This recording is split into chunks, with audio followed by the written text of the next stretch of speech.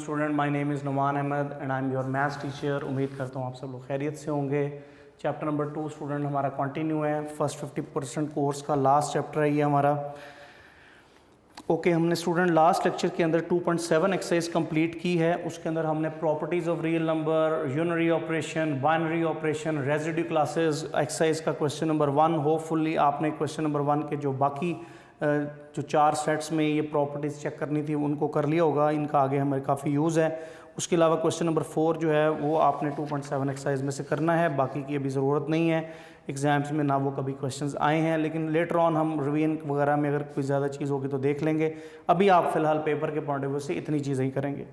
उसके बाद student next exercise जो कि हमारी लास्ट एक्सरसाइज है चैप्टर नंबर 2 की, उसको करने से पहले फिर कुछ डेफिनेशंस हैं जो कि हमें मेमोराइज़ होनी ज़रूरी है। उनको हमें याद करना है, उनको अप्लाई कैसे करना है ये याद रखनी है बात, और फिर हम एक्सरसाइज के क्वेश्चंस कर सकते हैं। और ये 2.8 जो हमारी चैप्टर 2 की लास्ट एक्सरसाइज है, इसमें से मोस्टली एग्जाम्स में लॉन्ग क्वेश्चन बनता है। तो 3-4 ही क्वेश्चन है, बार बार वही लॉन्ग क्वेश्चन आए हुए हैं, हम उन्हीं को ही डिस्कस अपनी क्लास में करेंगे। तो ये डेफिनेशंस जो हैं स्टूडेंट वो मैं एक सीक्वेंस में लिखता हूँ, लेकिन उससे पहले आपको मैं वो जो लास्ट लेक्चर के अंदर हमने प्रॉपर्टीज़ ऑफ बाइनरी ऑपरेशंस का सीक्वेंस लिखा था, आपको वो मेमोराइज होना बहुत ज़रूरी है। सो नंबर 1 थी क्लोज्ड प्रॉपर्टी, नंबर 2 थी एसोसिएटिव, नंबर 3 थी आइडेंटिटी एलिमेंट, नंबर 4 था inverse of each element, and number 5 is commutative. तो ये student 5 properties of binary operations का सीक्वेंस हमने जहन में रखना है। इन 5 प्रॉपर्टीज़ की बेस पे हमारी अभी 5 डेफिनेशंस जो हैं वो बनेंगी, जो कि हमारी 2.8 एक्सरसाइज में स्टूडेंट हमें हेल्प करेंगी। क्लियर हो गया जी? तो उनमें सबसे पहली डेफिनेशन स्टूडेंट आती है ग्रुपॉइड। सबसे पहली डेफिनेशन स्टूडेंट हमारे पास आती है ग्रुपॉइड ऑन पेज 70। आप सब लोग बुक ओपन कर लें, इनको सिर्फ समझें, बुक पे डेफिनेशन बहुत अच्छी लिखी हुई है। सो पेज 70 स्टूडेंट है, और इसके ऊपर सबसे पहली डेफिनेशन है ग्रुपॉइड।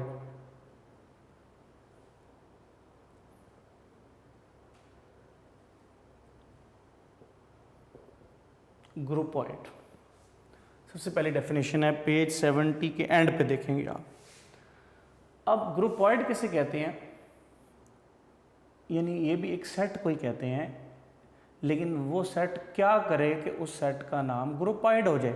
जैसे नेचुरल नंबर का सेट है, अभी तो उसका नाम नेचुरल नंबर का सेट है, लेकिन हम चाहते हैं कि हम उसको ग्रुपॉइड सेट भी कहें, तो उस सेट को क्या करना पड़ेगा कि वो ग्रुपॉइड सेट भी कहलाया जा सकता होगा। तो ये सीक्वेंस बड़ा इंपॉर्टेंट है। 5 प्रॉपर्टीज़ हैं और 5 ही डेफिनेशंस हैं। क्लियर? मैं आपको थोड़ा सा डेफिनेशन मेमोराइज करने का ट्रिक बता रहा हूँ कि आपके पास 5 प्रॉपर्टीज़ हैं और 5 ही डेफिनेशन है। पहली डेफिनेशन में पहली प्रॉपर्टी ओबे होनी चाहिए, तो वो सेट ग्रुपॉइड हो जाएगा। दूसरी डेफिनेशन में पहली 2 प्रॉपर्टी सेटिस्फाई होनी चाहिए, तो वो नेक्स्ट वाली डेफिनेशन बन जाएगी। फिर नेक्स्ट डेफिनेशन में पहली 3, उससे नेक्स्ट में पहली 4, उससे नेक्स्ट में पहली 5, तो ये इस तरह 5 डेफिनेशंस आपकी जो है वो नई बन जाएंगी। तो उनमें सबसे पहली है ग्रुपॉइड। तो आपने इसकी डेफिनेशन वो प्रिपेयर करनी है जो 70 पेज के बिल्कुल लास्ट पे। In other word, a close set with respect to an operation is called a groupoid. यानी आपको एक नॉन एम्प्टी सेट होना मिलना चाहिए। Let S is not equal to empty, S जो है वो नॉन एम्प्टी सेट होना चाहिए। Clear? And star is any binary operation. तो एक सेट होता है, एक स्टार होता है। अगर ये सेट इस ऑपरेशन के रिस्पेक्ट सिर्फ क्लोज लॉ को सेटिस्फाई करे, ओनली सेटिस्फाइज क्लोज्ड प्रॉपर्टी, अगर non empty set S under this binary operation satisfied close property only, तो हम उस सेट को ग्रुपॉइड कहते हैं। और हम इसको ऐसे लिखते हैं, सेट का नाम कॉमा ऑपरेशन का नाम, उसको स्मॉल ब्रैकेट में क्लोज करते हैं, फॉर्म अ ग्रुपॉइड, फॉर्म अ ग्रुपॉइड। तो हम इस पेयर को हम फिर ग्रुपॉइड कह देते हैं कि ये सेट इस ऑपरेशन के रिस्पेक्ट ग्रुपॉइड बन रहा है क्योंकि ये क्लोज लॉ को सेटिस्फाई करता है। मतलब फॉर एग्जांपल नेचुरल नंबर का सेट ही है, 1 2 3 4 उसके एलिमेंट्स हैं, and star is addition, operation is addition है। हमने बताना है is this set is also called a groupoid under addition. तो आपने देखना है कि क्या ये नेचुरल नंबर एडिशन के रिस्पेक्ट क्लोज लॉ को ओबे करता है। तो हमने देखा था कि जितने मर्जी एलिमेंट लें ऐड करें आंसर इसमें से ही आएगा। तो इसका हम सोल्यूशन इस तरह लिखते हैं, for all a b belongs to natural, a plus b also belongs to natural, कि उनका एडिशन भी नेचुरल नंबर के अंदर से ही होगा।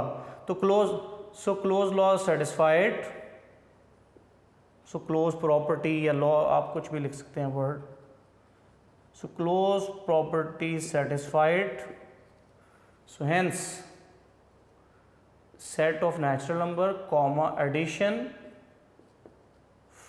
form a groupoid।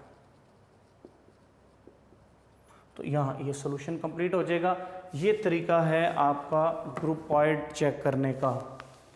ग्रुपॉइड क्या है? ऐसा नॉन एम्प्टी सेट जो कि बाइनरी ऑपरेशन के रिस्पेक्ट सिर्फ क्लोज लॉ को ट्रू कर दे, तो उस सेट को अंडर ऑपरेशन हम कहते हैं कि वो ग्रुपॉइड भी है, जैसा कि मैंने एक एग्जांपल भी आपको बता दी है। नंबर 2 डेफिनेशन है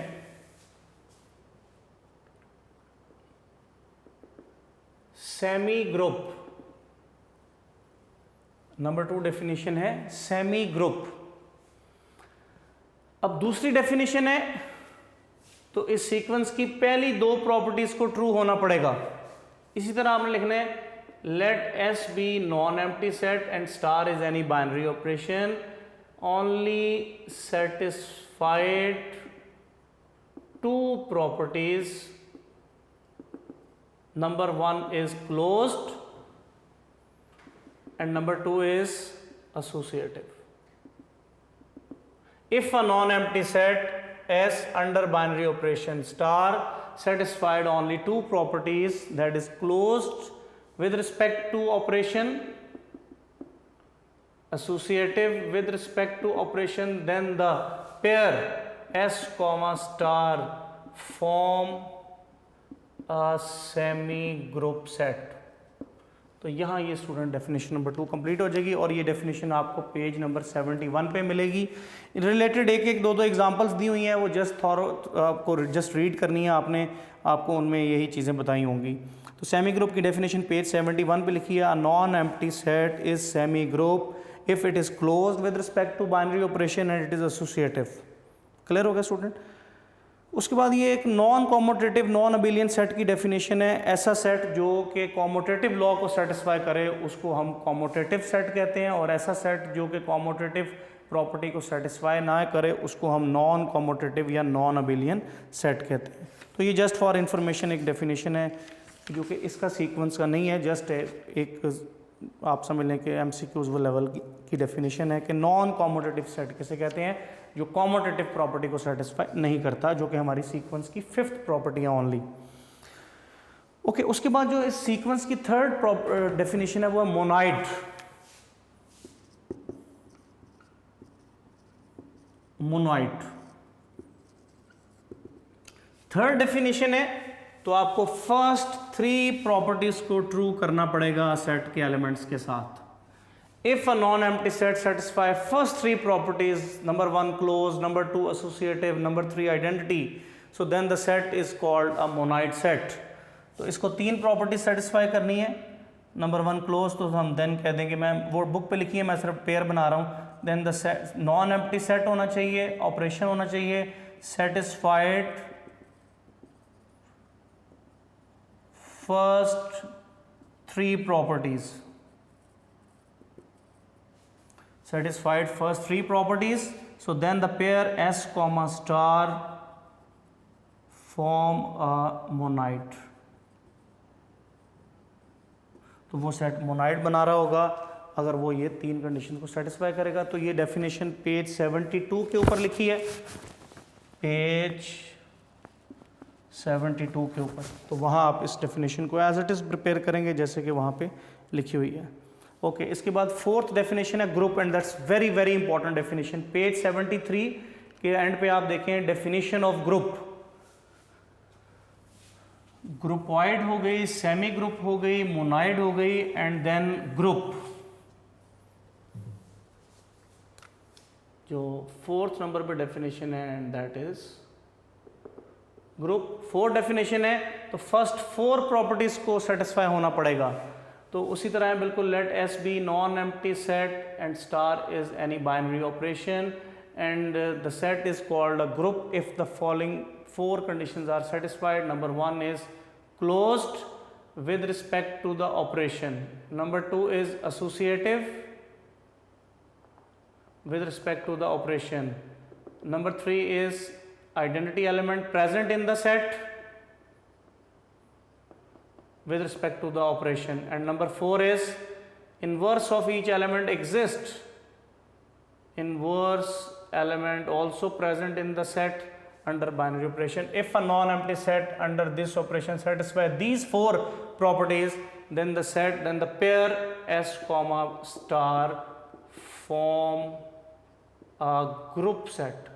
तो फिर उसको हम जो है वो ग्रुप सेट कहेंगे। ये बहुत अहम डेफिनेशन है। हायर क्लासेस में इस टॉपिक के ऊपर बहुत रिसर्च भी हो रही हैं, लोग जो है वो पीएचडी की डिग्री भी इस ग्रुप के टॉपिक के ऊपर जो है वो ले रहे हैं। इसकी आगे बहुत डिटेल है, लेकिन अभी आपके बेसिक लेवल में सिर्फ ये सेट को कैसे ग्रुप प्रूव करते हैं इस चीज़ को सिर्फ एक्सप्लेन किया गया है। तो इसके बाद 5th डेफिनेशन और जो लास्ट डेफिनेशन है वो है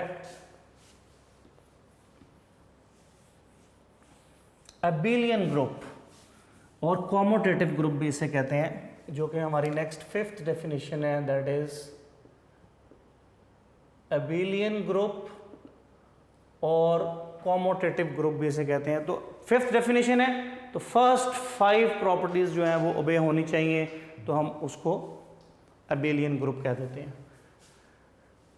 तो वही चीज़ लिखेंगे कि let S be a non-empty set and star is any binary operation and if the non-empty set satisfying the first 5 properties, तो यही 4 लिख के 5th properties commutative ऐड कर देनी है। 5th properties जो है वो commutative है, commutative property भी होल्ड करनी चाहिए। तो स्टूडेंट फिर हम उसको कहेंगे कि the pair S comma star form commutative group और अबेलियन ग्रुप। अबेलियन ग्रुप, तो ये डेफिनेशन जो है वो पेज 73 के एंड पे और 74 की जो पहली 2 लाइंस हैं, पहली लाइन है उसके अंदर ये कंप्लीट हो रही है। Then G is said to be an abelian और commutative group with respect to the binary operation. तो ये स्टूडेंट 5 डेफिनेशन जो हैं इसकी बेस पे 2.8 एक्सरसाइज होती है और 2.8 एक्सरसाइज लॉन्ग क्वेश्चंस के लिए चैप्टर 2 के हवाले से जो है वो इम्पॉर्टेंट समझी जाती है। कुछ शॉर्ट भी क्वेश्चन है, लेकिन इसमें से ज़्यादातर एग्जाम्स में लॉन्ग क्वेश्चन आया है। अगर चैप्टर 2 से लॉन्ग आ रहा है तो फिर आप ये समझें कि 50 to 60% चांस 2.8 एक्सरसाइज से लॉन्ग आने के हैं और रेस्ट ऑफ द परसेंटेज जो है वो लॉन्ग क्वेश्चंस की बाकी पूरे चैप्टर से होगी।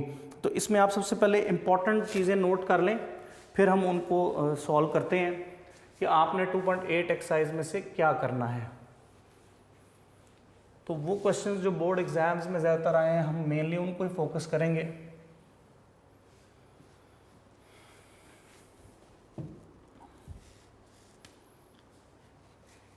तो स्टूडेंट इसमें आपने प्रिपेयर करना है student example 15, very important.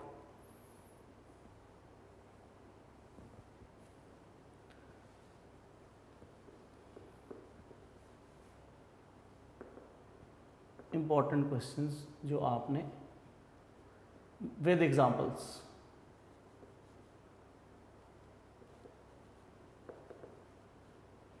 Clear, ये एक्सरसाइज 2.8 से रिलेटेड है। तो student example number 15 on page 75।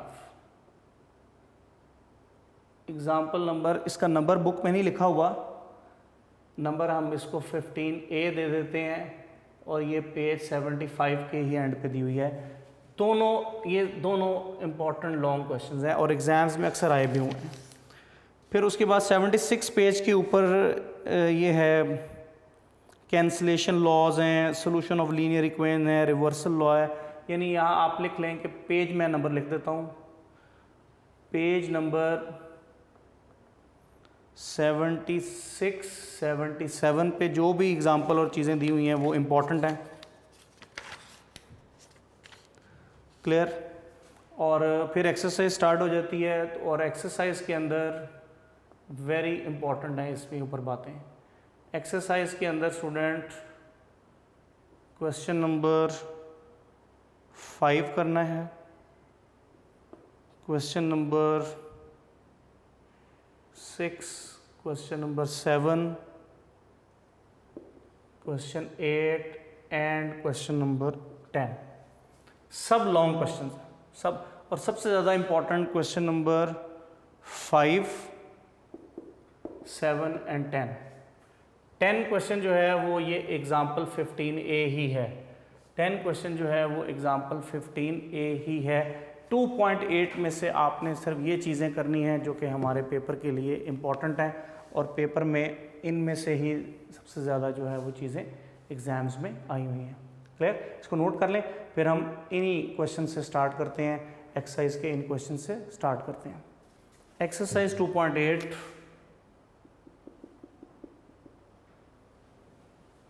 वो एग्जाम्पल्स और उनको भी डिस्कस करेंगे, लेकिन हम पहले एक्सरसाइज के क्वेश्चंस को कंप्लीट कर लेते हैं। Question exercise 2.8 question number 5 very important long question है। Show that the set given है, आप उसको एस नाम खुद रख लें, 1 omega omega square where omega cube is 1 is an abelian group with respect to ordinary multiplication and binary operation is multiplication, simple multiplication. तो आपने वो जो वर्ड्स में क्वेश्चन दिया हुआ है आपने उसको मैथमेटिकल स्टेटमेंट में लिखना है। सेट का नाम लिखें, ओमेगा क्यूब कहता है जहाँ आएगा 1 लिखना है, और ये ऑपरेशन इस सेट के लिए जो है वो बाइनरी वो मल्टीप्लिकेशन है। और हमें बताना है कि क्या ये सेट को अबेलियन ग्रुप कह सकते हैं, हमें ये बताना है कि क्या हम इस सेट को अबेलियन ग्रुप कह सकते हैं या नहीं। हमने डेफिनेशन पढ़ी है अभी 5, sequence are very important. Definitions क्या कहती हैं कि अबेलियन ग्रुप पे जाना है तो पहली 5 प्रॉपर्टीज को ट्रू करना पड़ेगा उस सेट को। नंबर 1 इज क्लोज होना चाहिए, नंबर 2 एसोसिएटिव होना चाहिए, नंबर 3 आइडेंटिटी एलिमेंट भी उस ऑपरेशन का उसमें प्रेजेंट होना चाहिए, and number 4 is inverse of each element जो है वो भी प्रेजेंट होना चाहिए सेट के अंदर, और नंबर 4 कॉम्यूटेटिव प्रॉपर्टी को भी उस सेट को ट्रू करना है उस ऑपरेशन के रिस्पेक्ट। अगर कोई एक सेट इन 5 प्रॉपर्टीज को सेम टाइम पे ओबे करेगा तो हम उस सेट को अबेलियन ग्रुप कहेंगे। ये तो हमारा आइडिया हो गया, ये तो हमारा स्ट्रक्चर है कि हमने इसको कैसे लेके चलना है, क्या करना है इस क्वेश्चन के अंदर। अब करना कैसे है, तो स्टूडेंट उसके लिए आपने 2 बातें ध्यान में रखनी है कि अगर आपने देखना है कि सेट फाइनाइट है या इनफिनिट है। अगर तो सेट है फाइनाइट, जिसके फाइनाइट मीन्स कि उसके एलिमेंट्स काउंटेबल हैं, 1 2 3 एलिमेंट इसके अंदर आ रहे हैं, तो फिर आपने सिंपल टेबल बनाना है। टेबल से बहुत जल्दी क्वेश्चन कंप्लीट हो जाता है। तो ये सिर्फ फाइनाइट के केस में ये टेबल होगा, इन्फिनिट सेट के केस में फिर आपको जर्नल एलिमेंट्स के साथ बात करनी होगी।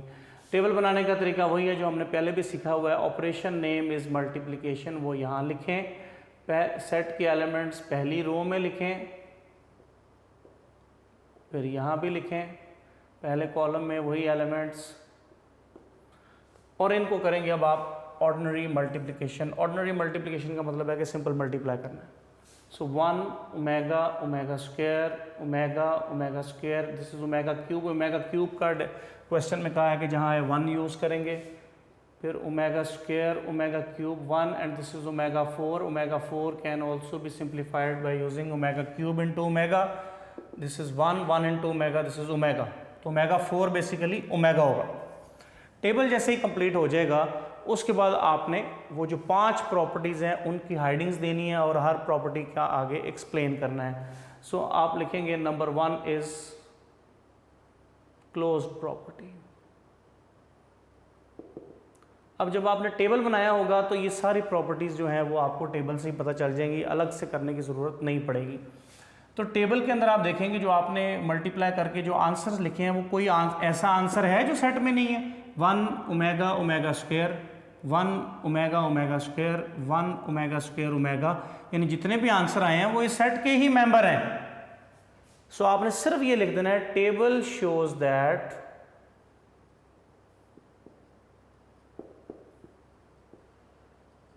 every element is a member of set S, so closed law या closed property is satisfied। तो इसका मतलब हो जाएगा कि क्लोज प्रॉपर्टी से जितने भी मेंबर्स ऑपरेशन के आए हैं वो सारे के सारे सेट के मेंबर हैं। तो यही क्लोज लॉ की डेफिनेशन थी। Number 2, associative. एसोसिएटिव जो है वो मैंने आपको बताया कि आपके यहाँ पे जो भी क्वेश्चंस हैं उनमें होल्ड करती है, तो उसको जनरली लिख देंगे। इसके लिए भी ये लिखेंगे टेबल शोज दैट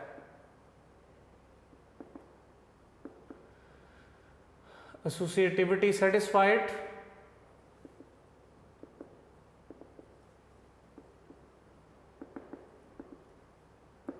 तो इसका मतलब है 2 प्रॉपर्टीज ओबे हो गई हैं। अच्छा, अगर ये सेट में सिर्फ क्लोज प्रॉपर्टी ओबे होती तो फिर इस सेट को हम क्या कहते हैं, जो 5 डेफिनेशन है मैं साथ उनको रिवाइज भी करना चाहता हूँ। अगर ये सेट में सिर्फ क्लोज प्रॉपर्टी चेक करते, आगे ना करते और वो ट्रू हो जाती तो फिर इस सेट को हम ग्रुपॉइड सेट भी कहते। फिर इस सेट को हम ग्रुपॉइड सेट भी कहते। और फिर अगर 2 पहली प्रॉपर्टी ओबे हो जाती, आगे ना काम करें, तो फिर इस सेट को हम सेमी ग्रुप सेट भी कहते। नंबर 3 है identity element.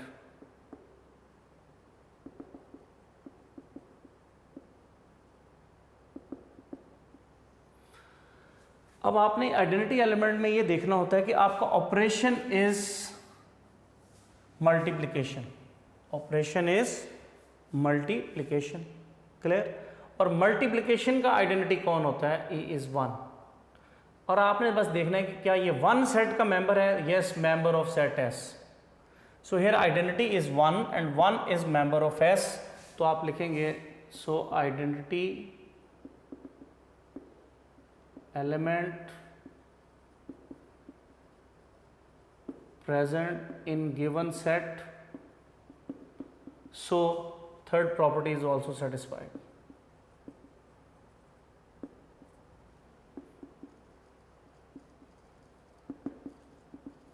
so third property is also satisfied। 3 properties ओबे हो गई हैं कि आइडेंटिटी एलिमेंट अंडर मल्टीप्लिकेशन 1 होता है, आपको ये याद रखना है, ये फिक्स है। आइडेंटिटी एलिमेंट अंडर मल्टीप्लिकेशन 1 होता है, आइडेंटिटी एलिमेंट अंडर एडिशन 0 होता है। और अब ऑपरेशन क्योंकि इस क्वेश्चन में मल्टीप्लिकेशन था तो identity is 1, 1 belongs to S. हमें सिर्फ ये देखना होता है कि जो आइडेंटिटी है वो सेट में मौजूद है, अगर मौजूद है तो वो प्रॉपर्टी ओके हो गई, क्लियर हो गई। 3 प्रॉपर्टीज अगर सेटिस्फाई करें, आगे ना जाएं, so this set is called monoid set. लेकिन हमें तो आगे जाने के लिए कहा गया है। So number 4 is group. आप उसके लिए आप इनवर्स एलिमेंट चेक करेंगे, इनवर्स एलिमेंट देखेंगे कि क्या इसमें मौजूद हैं सबके। अब स्टूडेंट बड़ी इंपॉर्टेंट बात है, इनवर्स कैसे चेक करना है आपने। Operation name is multiplication. इस सेट के 3 एलिमेंट हैं, तीनों का इनवर्स इस सेट में होना चाहिए। ये होता है इनवर्स एलिमेंट को चेक करना, 4th प्रॉपर्टी को चेक करना कि उस सेट के जितने भी एलिमेंट हैं उन सब का इनवर्स फाइंड हो भी और उस सेट के अंदर भी हो। ये दोनों बातें आपको बड़ी इंपॉर्टेंट है। अब आपने कैसे चेक करना है, उसके लिए डेफिनेशन को रिकॉल कर लें। इनवर्स लॉ की डेफिनेशन थी कि A star A prime answer is identity, कि जिन 2 एलिमेंट को ऑपरेट करके आइडेंटिटी आ जाएगा वो 2 एक दूसरे का इनवर्स होंगे। ये डेफिनेशन थी। तो हमने अब इसमें 3 एलिमेंट हमने ढूंढना है। Inverse of 1 is, inverse of 1 is. अब आप देखें कि 1 लिखेंगे, मल्टीप्लाई लिखेंगे, डैश लिखेंगे और डेफिनेशन के मुताबिक 1 आंसर आना चाहिए, क्योंकि इस क्वेश्चन की आइडेंटिटी 1 है। तो हमने ये ढूंढना है कि 1 का इन्वर्स 1 को किससे मल्टीप्लाई किया है कि आंसर 1 आ जाए। टेबल से पता चलेगा। सो 1 मल्टीप्लाई 1 इज 1, तो इसका मतलब है कि 1 को 1 से मल्टीप्लाई करने से 1 मिला है। सो इनवर्स ऑफ 1 इज 1, 1 का इन्वर्स 1 ही है। फिर स्टूडेंट हमने देखना है कि ओमेगा को किससे मल्टीप्लाई किया है कि आंसर 1 आ गया है। ठीक है, ये हमारा सेकंड केस है। टेबल से बताएगा omega multiply by omega square, तो आंसर 1 आएगा। तो इसका मतलब है कि इनवर्स ऑफ, यानी ओमेगा को ओमेगा स्क्वायर से मल्टीप्लाई किया है तो 1 आंसर आया है। सो inverse of omega is omega square, तो इनवर्स का, और ये सब एस में प्रेजेंट है। उसके बाद student omega square third element है, ओमेगा स्क्वायर को किससे मल्टीप्लाई किया है कि आंसर 1 आ रहा है। तो टेबल से हमें पता चल रहा है कि ओमेगा स्क्वायर को ओमेगा से मल्टीप्लाई करें तो हमारा आंसर जो है वो 1 आ रहा है। तो इसका मतलब ये हुआ कि inverse of omega square is omega and also belong to S. तो 3 एलिमेंट थे स्टूडेंट इस सेट के अंदर, तीनों का इनवर्स फाइंड भी हुआ है और वो मेंबर ऑफ सेट एस भी है। तो दिस मीन्स कि inverse property, inverse law satisfied, 4 properties satisfied हो गई हैं। तो इसका मतलब है कि ये सेट ग्रुप सेट बन चुका है, ये सेट ग्रुप सेट बन चुका है, 4 प्रॉपर्टीज सेटिस्फाइड हो गई। लेकिन हमें तो अबेलियन ग्रुप में जाना है, हमें तो अबेलियन ग्रुप में जाना है, तो आपको 5th प्रॉपर्टी पे भी आना पड़ेगा। उसको मैं यहाँ इस पेज पे कर देता हूँ। So now property 5 and that is commutative property. अब कॉम्यूटेटिव प्रॉपर्टी में उसी तरह आपने बल्कि वो टेबल फाइनाइट सेट है, टेबल बना हुआ है, तो आप सिंपल यही कहेंगे बात कि table shows that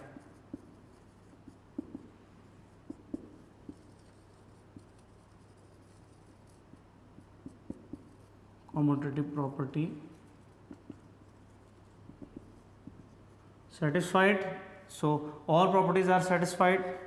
So hence pair name is S set का नाम था, ऑपरेशन का नाम मल्टीप्लिकेशन था, फॉर्म एन abelian ग्रुप। तो यहाँ स्टूडेंट आंसर आ जाएगा, ये क्वेश्चन हमारा कंप्लीट हो जाएगा। तो yes, the given set in question number 5 form an abelian group under multiplication, क्योंकि उसने पांचों की पांचों प्रॉपर्टीज़ को ओबे कर दिया है। तो ये तरीका था स्टूडेंट क्वेश्चन नंबर 5 करने का। एग्जाम्पल नंबर 4 जो मैंने बताई थी वो आयोटा वाला सेट लिया हुआ है, उसका टेबल हमने पहले भी एक एग्जाम्पल में बनाया था, वो और बुक में सॉल्व भी किया हुआ है। इसके बाद आप उन पेजेस पे आ जाएं 75 पे, ये नोट कर लें। ओके स्टूडेंट, पेज 75 ये है, इसके ऊपर एग्जाम्पल 15 है। उसमें देखें कि ये आप बुक के ऊपर ही देखें सब लोग ज़रा, तो बुक सामने रखें, ये बुक के ऊपर ही इनका सोल्यूशन किया हुआ है, मैं उसके ऊपर ही आपको एक्सप्लेन करूँगा। एग्जाम्पल नंबर 15 है स्टूडेंट, सेट गिवन है 1 -1 आयोटा माइनस आयोटा, ठीक हो गया।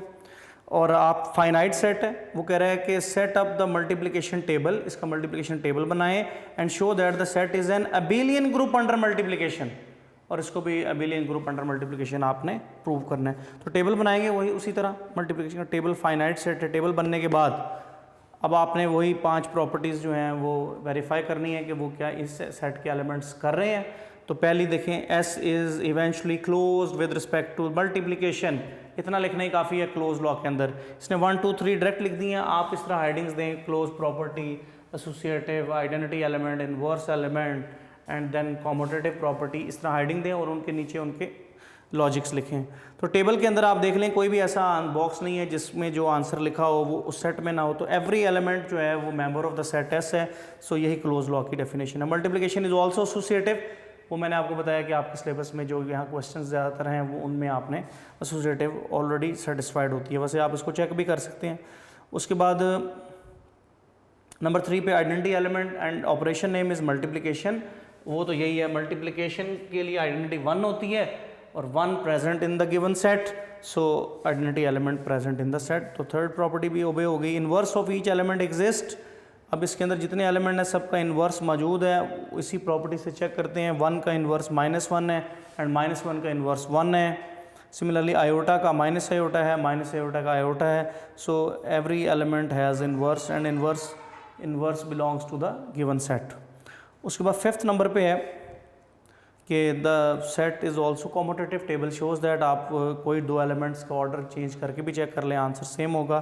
तो every 5 properties are satisfied for this set, so the set form an abelian group under multiplication.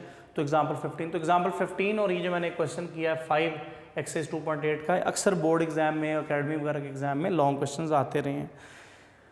इसी तरह 75 पेज के ऊपर स्टूडेंट देखें, जो एंड पे एग्जाम्पल है, ये आपका एक्सरसाइज का क्वेश्चन नंबर 10 भी है।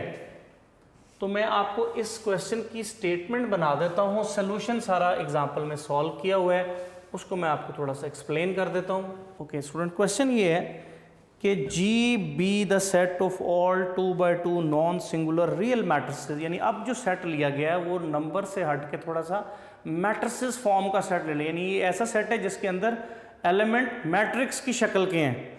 सो let G be a set of all 2x2 non singular real matrices, then under the usual multiplication of matrices G is a non abelian group. यानी इस एग्जाम्पल में हमें ये प्रूव करना है कि ये जो जी सेट दिया है वो नॉन अबेलियन ग्रुप है। नॉन अबेलियन ग्रुप का मतलब है कि वो कॉम्यूटेटिव प्रॉपर्टी को सेटिस्फाई नहीं करता, सिर्फ पहली 4 प्रॉपर्टीज को सेटिस्फाई करता है। तो ये जो example number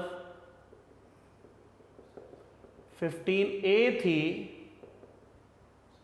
on page 75, 15A लिखा नहीं हुआ, वो आप 15 के बाद है तो मैंने उसको 15A कह दिया है। तो उसमें जो सेट है उसका उसने जी नाम दे दिया है। अब आपने वो सेट कैसे लिखना है, ये मैट्रिसेस का सेट है A such that A is equal to small a b c d 2x2 non singular matrices. Non singular का मतलब होता है जिनका determinant for all a b c d belongs to real numbers, real matrices है, and a determinant non zero.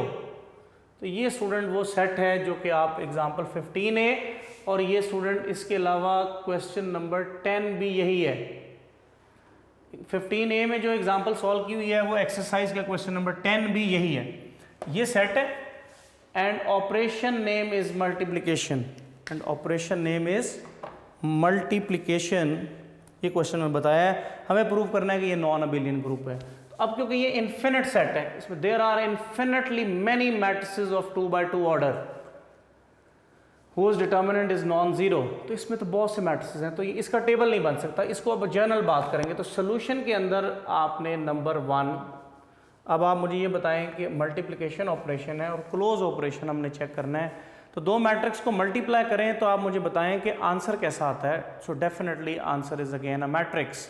दो matrix multiply हो, chapter number 3 आपने पढ़ा है कि जब दो मैट्रिक्स को हम मल्टीप्लाई करते हैं तो हमें आंसर मैट्रिक्स से मिलता है। सो लेट जी, तो आपने देखें फर्स्ट पॉइंट उसने क्लोजर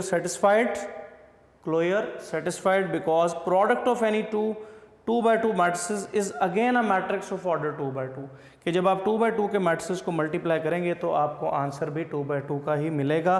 तो इस बेस पे क्लोजर लॉ सेटिस्फाइड है कि दो मैट्रिक्स लेते हैं, मल्टीप्लाई करते हैं, आंसर मैट्रिक्स ही आता है 2x2 का, तो वो इस सेट के अंदर ही होगा। तो दिस मीन्स कि ये close law satisfied. Number 2, associativity satisfied, क्योंकि आप जब दो मैट्रिसेस 3 मैट्रिसेस को प्रोडक्ट करेंगे तो लेफ्ट राइट साइड का डेफिनेटली आंसर सेम होगा। थर्ड कंडीशन होती है आइडेंटिटी। तो आइडेंटिटी अब यहाँ मैट्रिक्स की कंडीशन में चेक की जाएगी। सो वी नो दैट कि ये मैट्रिक्स मौजूद होता है, इसको आइडेंटिटी मैट्रिक्स कहते हैं, इसका ऑर्डर 2x2 है और इसका जो ऑर्डर है, इसका जो डिटर्मिनेंट है वो डेफिनेटली नॉन जीरो है, 1 आंसर आता है, इसीलिए इसको आइडेंटिटी मैट्रिक्स कहते हैं जो कि नॉन जीरो है। तो दोनों कंडीशन इसमें मौजूद है। ये वाला सेट भी इसके मैट्रिक्स भी इसके अंदर होगा, ये वाला मैट्रिक्स भी इस सेट के अंदर मौजूद होगा स्टूडेंट। तो इसलिए इसको आइडेंटिटी एलिमेंट प्रेजेंट हो गया है। थर्ड कंडीशन सेटिस्फाइड होगी। फोर्थ कंडीशन है, हमने देखना है कि क्या inverse of each element exist. तो फोर्थ कंडीशन में आप देखें कि मैट्रिसेस का चैप्टर आपने पढ़ा है। मैट्रिसेस इस सेट के अंदर सारे वो हैं जो कि नॉन सिंगुलर हैं। तो हमने पढ़ा है कि इनवर्स जो है वो 1 ओवर डिटर्मिनेंट इनटू एडजॉइंट के तरीके से फाइंड होता है, और इसके लिए शर्त होती है कि डिटर्मिनेंट नॉन ज़ीरो। अब हमारा जो सेट है उसमें डिटर्मिनेंट सारे नॉन ज़ीरो ही हैं, नॉन ज़ीरो हैं तो फिर डेफिनेटली हर एक का इन्वर्स ज़रूर फाइंड हो जाएगा यूजिंग दिस फॉर्मूला। तो every element of this set has inverse, तो सबका इन्वर्स है, तो इसका मतलब है कि ये 4 कंडीशंस तक फुलफिल करता है ये सेट। 5th नंबर पे कॉम्यूटेटिव आ जाता है, उसके लिए आप लोगों ने ये मैट्रिसेस के चैप्टर में पढ़ा है कि a b is not equal to b, क्योंकि ऑपरेशन इज़ मल्टीप्लिकेशन, तो एक सेट ए और एक सेट बी हो तो ए बी का आंसर और बी ए का आंसर इक्वल नहीं आता, so commutative law not satisfied, so commutative law not satisfied, so इसका मतलब है कि ये फिर अबेलियन ग्रुप नहीं होगा, नॉन अबेलियन ग्रुप होगा, और ग्रुप होगा बट नॉन अबेलियन टाइप का ग्रुप होगा। तो ये 76 पेज के ऊपर 5th प्रॉपर्टी को उसने कहा कि ये सेटिस्फाई नहीं होती, thus G is a non abelian और नॉन कॉम्यूटेटिव ग्रुप। यहाँ तक स्टूडेंट आप आज के लेक्चर में काम करें, तो रेस्ट ऑफ द जो पार्ट हैं 2.8 एक्सरसाइज के और कुछ 1-2 रिजल्ट्स करने हैं वो इंशाल्लाह अपने नेक्स्ट लेक्चर में हम करेंगे। अपना बहुत ख्याल रखिएगा स्टूडेंट, अल्लाह हाफ़िज़।